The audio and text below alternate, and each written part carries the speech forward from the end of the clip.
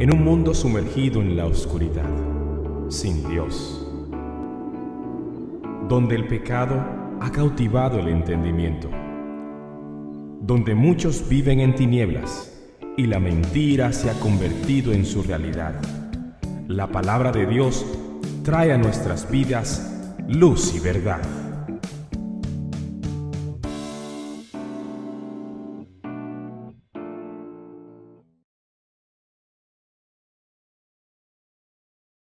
Vamos a ir a Hechos capítulo 16 del 11 al 15 y dice la palabra del Señor lo siguiente. Así que zarpando de Troas navegamos con rumbo directo a Samotracia y al día siguiente a Neápolis y de allí a Filipos, que es una ciudad principal de la provincia de Macedonia, una colonia romana. En esta ciudad nos quedamos por varios días. Y en el día de reposo salimos fuera de la puerta a la orilla de un río, donde pensábamos que habría un lugar de oración. Nos sentamos y comenzamos a hablar a las mujeres que se habían reunido.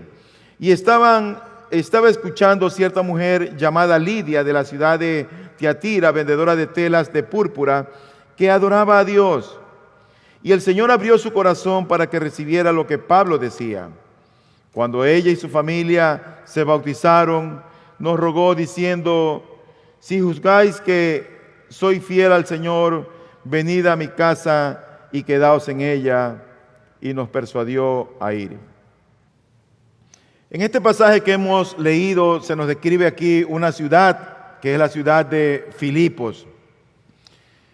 Y Filipos era una colonia romana que tenía ciertas particularidades, porque Filipos era una ciudad con muy pocos judíos residentes. Allí no habían suficientes cabezas de hogar para que pudieran formar una sinagoga. En cada ciudad, por lo general, había una sinagoga, pero una de las cosas para que una sinagoga funcionara es que tenían que haber 10 hombres al menos, cabeza de hogar, para que la sinagoga funcionara. Pero parece ser que Roma había expulsado a los judíos de este lugar y quedaban muy pocos. Lo cierto es que dice la Biblia que habían allí más bien mujeres. Y en esta ciudad, Pablo y sus compañeros permanecieron allí por varios días. Algunos teólogos piensan que no fueron menos de 4 o 5 días en los cuales ellos permanecieron. Y este evento que aquí se describe en Hechos capítulo 16 ocurrió más o menos por el año 49 de nuestra era cristiana. Y allí en esa ciudad, más adelante ustedes pueden ver que en Hechos 16, 23, Pablo y sus amigos fueron arrestados. Se los tildó de conspiradores, de alborotadores, y lo cierto que en esta ciudad ellos fueron arrestados. Dice el texto así que zarpando de Troas navegamos con rumbo directo a Samotracia y al día siguiente a Neápolis y de allí a Filipos, en la ciudad que acabamos de describir. Y dice que es una ciudad principal de la provincia de Macedonia, una colonia romana. Y dice luego, en esta ciudad, Pablo, dice él, nos quedamos por varios días. ¿Qué se quedó haciendo allí por varios días? Bueno, Pablo acostumbraba que cuando iba a un lugar, el interés de él era buscar la sinagoga para llevar el evangelio de Cristo. Él iba a un lugar y él iba el día de reposo, que en aquel día equivalía a sábado, porque ahí encontraba a los judíos y compartía la palabra del Señor. Pero ocurre que cuando llega a Filipos no hay sinagoga. No hay sinagoga. Y dice la Biblia en el versículo número 13, y en el día de reposo salimos fuera de la puerta a la orilla de un río, donde pensábamos que habría un lugar de oración. No había la sinagoga, pero él entendía que había por lo menos un lugar para orar. Y luego dice, nos sentamos y comenzamos a hablar a las mujeres que se habían reunido. Dice el versículo número 14, y estaba escuchando cierta mujer llamada Lidia de la ciudad de Tiatira, vendedora de telas de púrpura, que adoraba a Dios. Que adoraba a Dios. En aquel tiempo, aquellos que no eran judíos, pero que temían a Dios, se le llamaban prosélitos. Y ocurre que esta mujer fue la primera mujer o la primera convertida de esta ciudad de Filipos. Pero el mismo versículo 14, la parte central y medular de este texto, es lo que viene a continuación. Esta mujer, que era una mujer rica, temerosa de Dios, que adoraba a Dios, dice el versículo 14, y el Señor abrió su corazón para que recibiera lo que Pablo decía. Sin lugar a dudas, cuando uno ve este texto, uno llega a la conclusión de que esta mujer se convirtió, de que esta mujer llegó a tener vida eterna, de que esta mujer tuvo esperanza. Hay muchos que viven la vida sin esperanza. Muchos sonríen, tienen un buen trabajo, pero no tienen esperanza. Y yo creo que esta mujer anhelaba tener aquello que no tenía, que era la vida eterna. Por lo tanto, cuando uno lee todo este pasaje, uno queda extasiado, uno queda satisfecho de ver que esta mujer halló a Cristo, de que esta mujer entendió el Evangelio, de que esta mujer, en otras palabras, Dios se encargó de convertirla. Pero nos preguntamos nosotros, ¿qué es la conversión? ¿Qué es la conversión? Yo pienso que la conversión, queridos hermanos y amigos, es una obra absoluta de Dios sin la intervención del hombre. Actúa de tal manera que nos da fe para que nosotros creamos en Él. No es que creemos por nosotros mismos, porque la fe es un don. La fe es un regalo de Dios. Porque el hombre en el estado en que se encuentra, esto es, según Efesios capítulo 2, muerto en sus delitos y pecados, ni puede ni quiere buscar a Dios. Por lo tanto, la conversión es en aquel momento que el Señor se agrada en darnos la convicción de nuestra condición y al mismo tiempo nos da la fe para que veamos solo en Cristo el único camino seguro para la salvación de nuestras almas. La conversión es un acto soberano del Señor. Cuando nosotros entendemos eso, es que somos regenerados. ¿Entendemos qué? Entendemos la condición en la que nosotros estamos. Y entendemos que para esa condición en la que yo estoy, solamente hay un camino, solamente hay una manera, solamente hay una puerta, solamente hay una persona en la que podemos ser salvos, que es Cristo. Mientras las personas no entiendan aquello, van a pensar que la salvación depende de ellos, o depende de lo que hagan, o depende de sus buenas obras. Pero la salvación no depende ni de quién somos, ni de lo que hacemos. Esta mujer era una mujer que adoraba a Dios, pero no conocía a Cristo. Hay personas que parecen ser muy buenas personas, con buena moral, pero eso no es garantía de salvación ni de vida eterna. Eso no asegura la salvación de nuestras almas. Dice la Biblia que no es por obras para que nadie se gloríe. Pero entonces nosotros nos preguntamos, según este texto que tenemos delante de nosotros, ¿cómo es que ocurre la conversión del alma? Si tú ves en este pasaje, En el versículo número 14, dice allí: y estaba escuchando cierta mujer llamada Lidia de la ciudad de Tiatira, vendedora de telas de púrpura, que adoraba a Dios. Y luego dice: y el Señor abrió su corazón para que recibiera lo que Pablo decía. Fue el Señor el que abrió el corazón de ella. Entonces nos preguntamos, ¿cómo es que ocurre la conversión? Bueno, esto no fue una obra ni de Pablo, ni tampoco de Lidia. Pablo y la palabra fueron el instrumento que Dios usó para que ella entendieran. Pero el texto nos dice con toda claridad que el Señor fue quien abrió el corazón de ella. Fue el Señor. La palabra de Dios fue el instrumento. Pablo fue el instrumento. Pero eso no dependía ni de Pablo, ni tampoco dependía de Lidia. Dependía del Señor. El libro de Jonás, el capítulo 2 y el versículo número 9, dice la Biblia: mas yo con voz de acción de gracias te ofreceré sacrificios, lo que prometí pagaré. Y luego dice: la salvación es del Señor.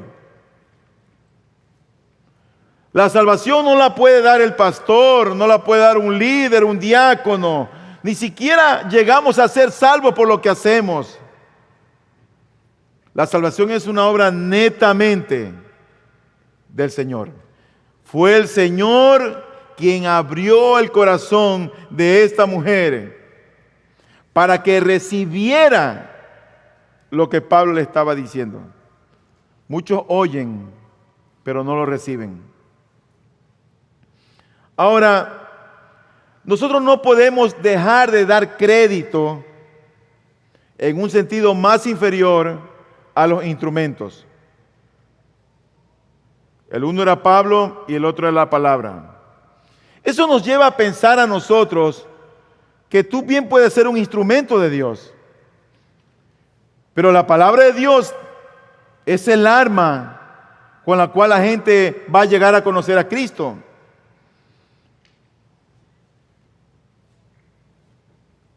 Por eso es que la conversión viene siempre a través de oír la palabra de Dios. Pablo está hablando a esta mujer o a este grupo de mujeres y ellas están escuchando. Pero el Señor nos salva a todos. El Señor solamente abre el corazón a una de ellas. El libro de Romanos, el capítulo 10, del 13 al 17, dice la Biblia lo siguiente: porque todo aquel que invoque el nombre del Señor será salvo. ¿Cómo pues invocarán a aquel en quien no han creído? ¿Y cómo creerán en aquel de quien no han oído?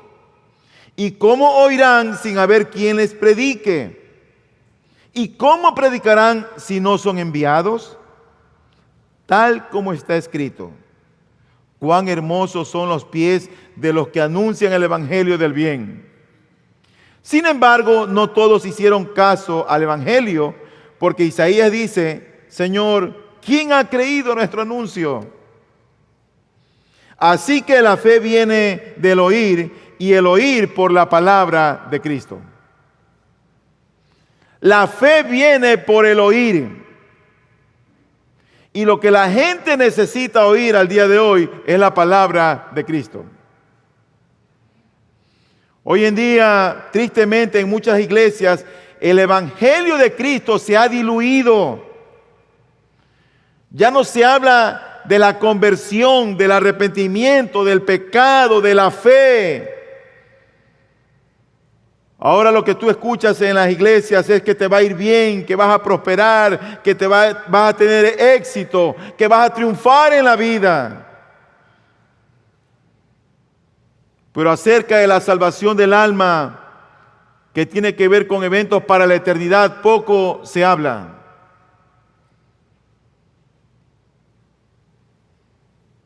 Así que la fe viene del oír y el oír por la palabra de Cristo. Yo no entiendo cómo hay personas que piensan que soy yo el que tengo o el que debo de obrar para ser salvo. Pero nos preguntamos entonces, basado en este texto, ¿cómo es que actúa Dios? Y cuando uno ve la manera como obra Dios, Dios muchas veces no deja de asombrarnos, no deja de admirarnos. Uno ve la manera como obra Dios y uno se queda como extasiado de ver la grandeza, la soberanía de Dios, cómo Él salva, cómo Él actúa, cómo Él trabaja aún a sus enemigos para cumplir sus propósitos.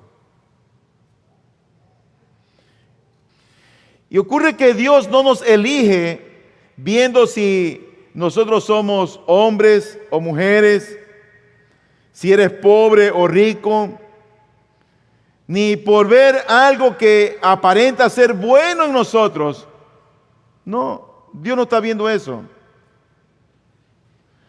Porque al fin y al cabo, delante del Señor todos somos indignos. Si Dios obrara por su justicia solamente, todos seríamos condenados. Lo justo de Dios es que nos condene a todos por la maldad y la perversión de nuestras almas. Pero por otro lado, Él es un Dios misericordioso. Pero ¿cómo es que puede Él, siendo justo y que merece que nos condene, cómo es posible que Él nos salve? Por su misericordia. Pero ¿y qué pasa entonces con la justicia de Dios? Bueno, ocurre que Dios, la ira que tenía que caer sobre nosotros, cayó sobre su Hijo Jesucristo. Y la ira de Dios fue aplacada en su Hijo Jesús. Dios siguió siendo justo, pero también fue misericordioso para con nosotros. Por lo tanto, cuando Dios nos salva, lo que Él hace es que la justicia de Cristo, la vida perfecta de Él, nos viste con la justicia de Él. Es una declaración, en otras palabras, legal. Así que Él nos ha elegido por el puro afecto de su voluntad. Tú ves este texto que habían varias mujeres, pero el relato nos deja entender que solo a Lidia le fue abierto el corazón para que creyera. Nos preguntamos, ¿para qué Dios se encarga de abrir el corazón en una persona?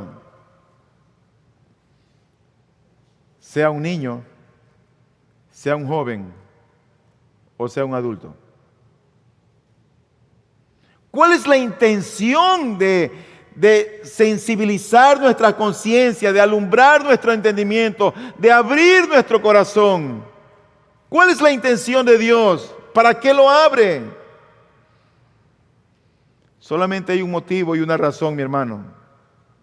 Es para que nosotros podamos llegar a comprender la Escritura y creamos en Él como Señor, como Dios, como Redentor, como el único camino a la salvación. Ese es el propósito de Dios al abrir nuestro corazón, de poner su temor santo en nuestras vidas, de entender que cuando una vez Dios ya nos ha salvado, ya no nos pertenecemos a nosotros mismos, que es otro nuestro dueño, que es otro el que tiene el control de mi vida, que es otro quien dirige mis pasos, que es otro a quien yo me debo y que no voy a hacer nada si Él no quiere.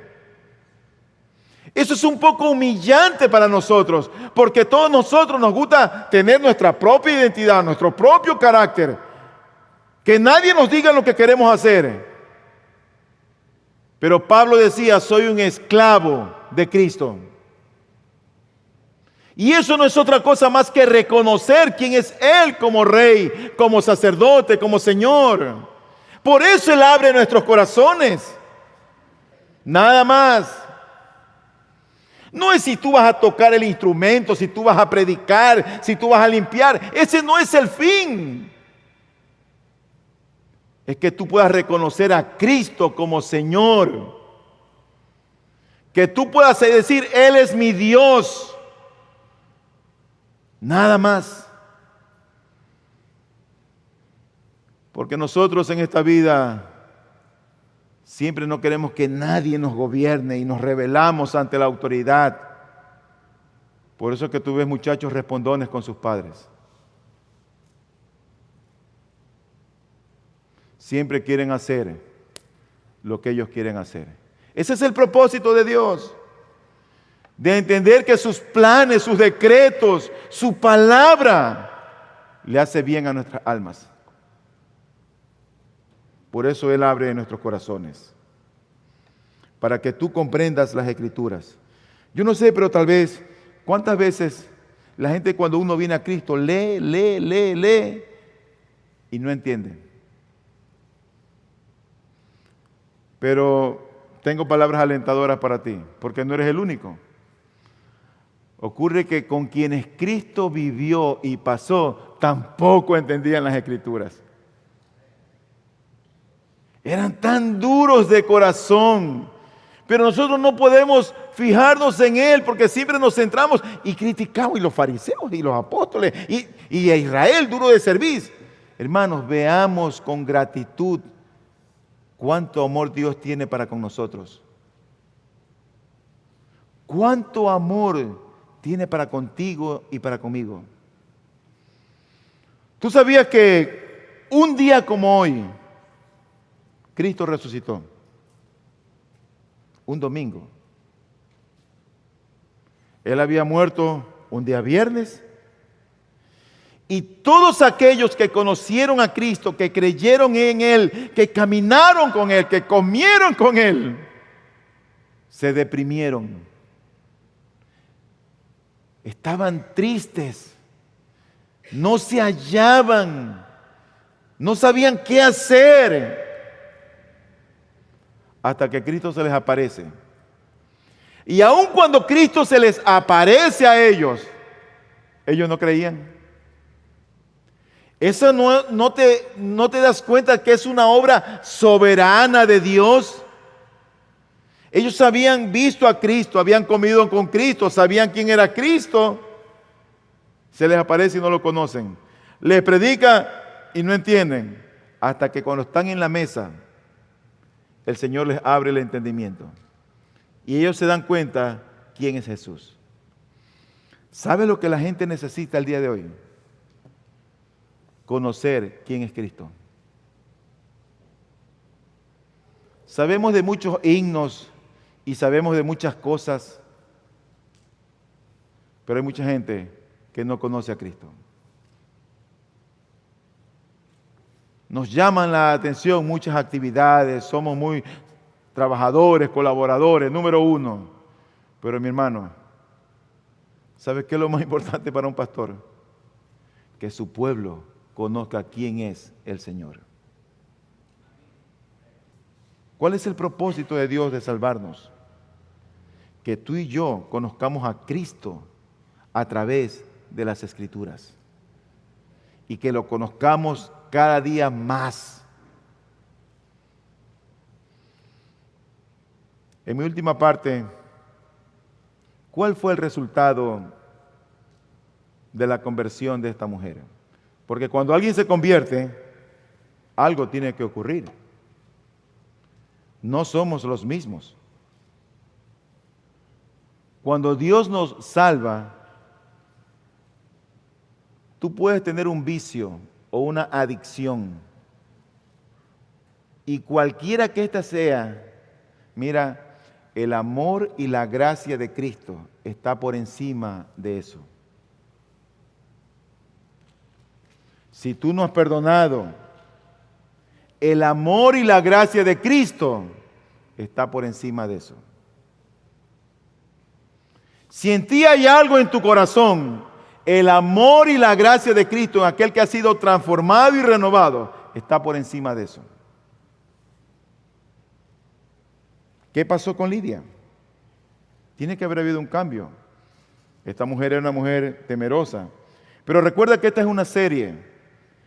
No significa que el resultado de la salvación en ella es lo único y absoluto, porque Dios salvó a otros y tú vas a ver que hubieron otros resultados.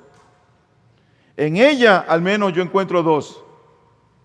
Uno es que esta mujer se volvió, o Dios la volvió, una mujer generosa. Generosa.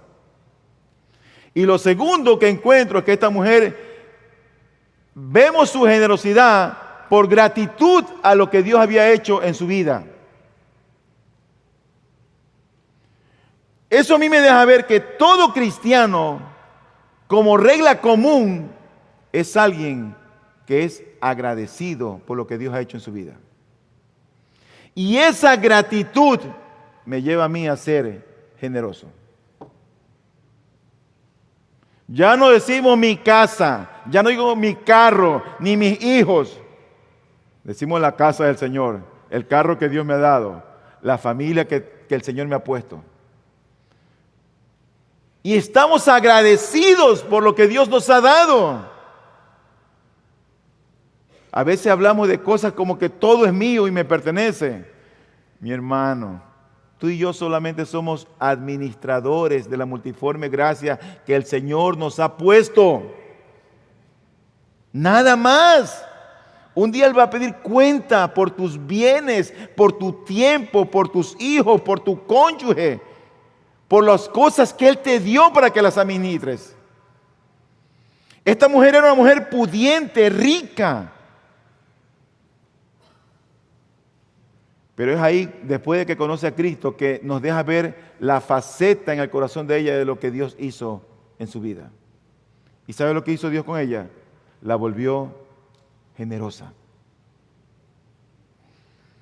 Dice el último texto, el último versículo, en el versículo 16, el 15 dice, cuando ella y su familia se bautizaron, nos rogó diciendo,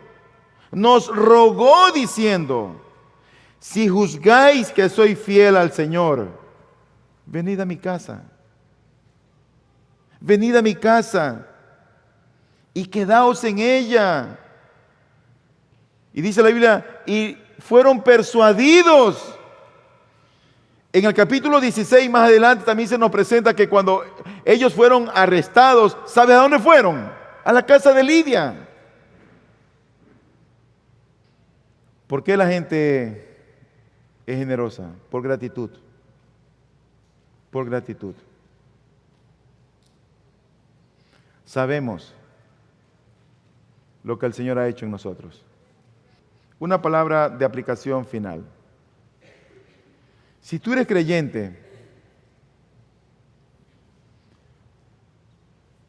yo espero que tú tomes en cuenta lo que el Señor dijo después que había resucitado, cuando dijo, vosotros sois testigos de estas cosas.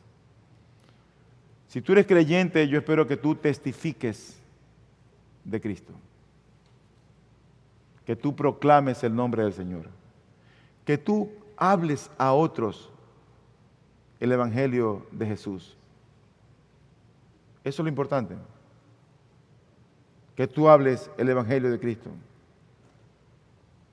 Si tú eres creyente, tú vas a ser generoso. Eso yo no te lo voy a impulsar a que hagas esto o aquello.